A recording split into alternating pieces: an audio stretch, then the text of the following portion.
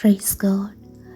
മനുഷ്യർ പുറമേയുള്ളത് നോക്കുമ്പോൾ നമ്മുടെ ഹൃദയങ്ങളെ അറിയുന്ന, നമ്മുടെ ഹൃദയങ്ങളെ ശോധന ചെയ്യുന്ന ദൈവത്തിൽ നിന്ന് നമുക്ക് സാക്ഷ്യം ലഭിക്കുമ്പോൾ, ആ കർത്താവ് നമ്മിൽ പ്രിയപ്പെടുമ്പോൾ, അതുപോലെ മനുഷ്യരും നമ്മെ കാണണം എന്നില്ല. അതേ സമയത്ത് തന്നെ മനുഷ്യരിൽ നിന്ന് അതിന് സ്തോത്ര വിപരീതമായ കാര്യങ്ങൾ നമുക്ക് നേരിട്ടേക്കാം.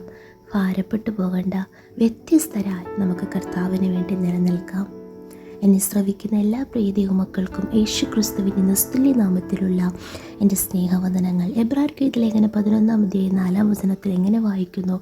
വിശ്വാസത്താൽ ഹാബേൽ ദൈവത്തിന് കയ്യിൻ്റെതിലും ഉത്തമമായ യാഗം കഴിച്ചു, അതിനാൽ അവന് നീതിമാനെന്ന് സാക്ഷ്യം ലഭിച്ചു. ദൈവം അവൻ്റെ വഴിപാടിന് സാക്ഷ്യം കൽപ്പിച്ചു. ഇവിടെ കയ്യിൻ്റെതിലും വ്യത്യസ്തമായ രീതിയിൽ ഉത്തമമായ യാഗം കഴിക്കുകയാണ് ഹാബേൽ. എങ്ങനെയാണ് ഹാബേലിന് അത് കഴിഞ്ഞത്? വിശ്വാസത്താൽ. കയ്യിന് ദൈവത്തോടുള്ള വിശ്വാസം പോലെ ആയിരുന്നില്ല ഹാബേലിൻ്റെ വിശ്വാസം. നമ്മുടെ ഓരോരുത്തരുടെയും വിശ്വാസങ്ങൾ പോലും വ്യത്യസ്തമാണ്. നാമും ദൈവവുമായിട്ടുള്ള ബന്ധം അത് എങ്ങനെയാണെന്ന് നാം തന്നെ തിരിച്ചറിയണം, നാം തന്നെ മനസ്സിലാക്കണം.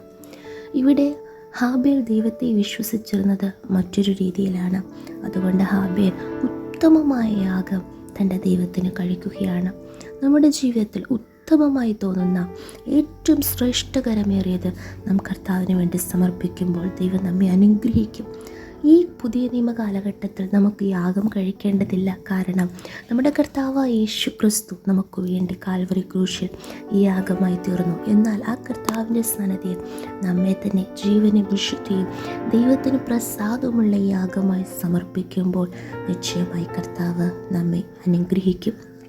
എങ്ങനെയാണ് ഹാബേൽ ഉത്തമമായ യാഗം കഴിച്ചത് എന്ന് നാം പഠിക്കുമ്പോൾ ഫസ്റ്റ് പോയിൻ്റ്, തൻ്റെ കടിഞ്ഞൂലുകളിൽ നിന്ന്, തൻ്റെ ആടുകളുടെ കടിഞ്ഞൂലുകളിൽ നിന്നാണ് ദൈവത്തിന് ഈ യാഗത്തെ കൊണ്ടുവരുന്നത്.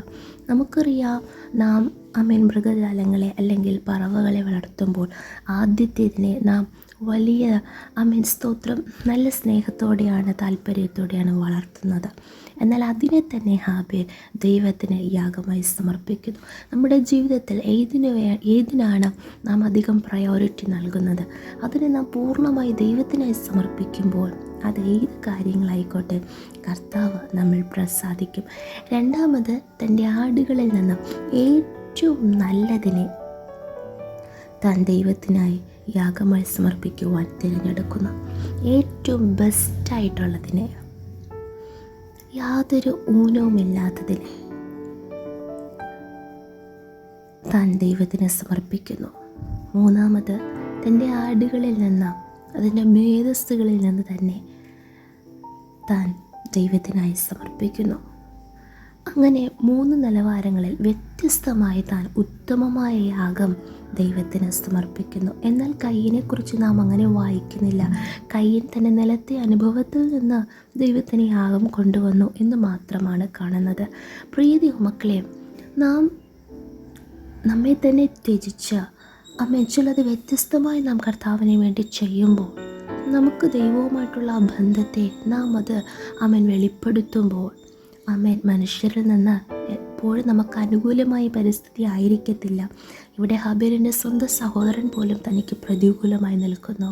എന്നാൽ പ്രിയ മക്കളെ, വചനാടിസ്ഥാനത്തിൽ ഉപദേശത്തിൽ നിൽക്കുന്നവർക്ക്, ഭക്തിയോടെ ജീവിക്കുന്നവർക്ക് അന്നും ഇന്നും ഉപദ്രവമുണ്ട്. എന്നാൽ നമ്മുടെ സാക്ഷ്യം ദൈവത്തിൽ നിന്നാണ്. കർത്താവാണ് നമ്മുടെ സാക്ഷി. നാം എന്ത് സംസാരിക്കുന്നു, എന്ത് പ്രവർത്തിക്കുന്നു, എന്ത് ചിന്തിക്കുന്നു, എന്ത് ആലോചിക്കുന്നു, അതൊക്കെയും കാണുന്ന ദൈവം നമുക്ക് സാക്ഷ്യം കൽപ്പിക്കും. ആ കർത്താവ് നമ്മിൽ പ്രസാദിക്കും. ഈ ഭൂമിയിൽ ആരെല്ലാം നമുക്കെതിരായി നിന്നാലും ആ കർത്താവ് മാത്രം നമുക്ക് അനുകൂലമായി നിന്നാൽ മതി. ക്രിസ്തുവിൽ ജയജീവിതം നയിക്കുവാൻ നമുക്കിടയായിത്തീരും. ഒരുമിച്ച് പ്രാർത്ഥിക്കാം. നല്ല ദൈവമേ, സ്വർഗസ്ഥ പിതാവേ, അനുഗ്രഹിക്കപ്പെട്ട നല്ല പ്രഭാതത്തിലും അങ്ങ് ഞങ്ങൾക്ക് നൽകിയ നല്ല ആലോചനയ്ക്കായി സ്തോത്രം ചെയ്യുന്നു. അതേ നാഥ, മറ്റുള്ളവരിൽ നിന്ന് വ്യത്യസ്തമായി ഇനിയും അങ്ങേക്ക് വേണ്ടി പ്രയോജനപ്പെടുവാൻ ഞങ്ങളെ പൂർണ്ണമായി സമർപ്പിക്കും സമർപ്പിക്കുന്നു കർത്താവെ. എന്ത് തന്നെ പ്രതികൂലങ്ങൾ, എന്ത് തന്നെ പ്രതിസന്ധികൾ, എന്ത് തന്നെ ഉപദ്രവങ്ങൾ നേരിട്ടാലും എടുത്ത തീരുമാനത്തിൽ ഉറച്ചു നിന്നുകൊണ്ട് അങ്ങേക്ക് വേണ്ടി ഫലം കഴിപ്പാൻ ഞങ്ങളെ തന്നെ സമർപ്പിക്കുന്നു. അങ്ങ് ഞങ്ങളിൽ പ്രസാദിക്കുന്നതിനായി സ്തോത്രം. യേശുവിൻ്റെ നാമത്തിൽ ആമേൻ. Good morning. Have a good day. May God bless you all.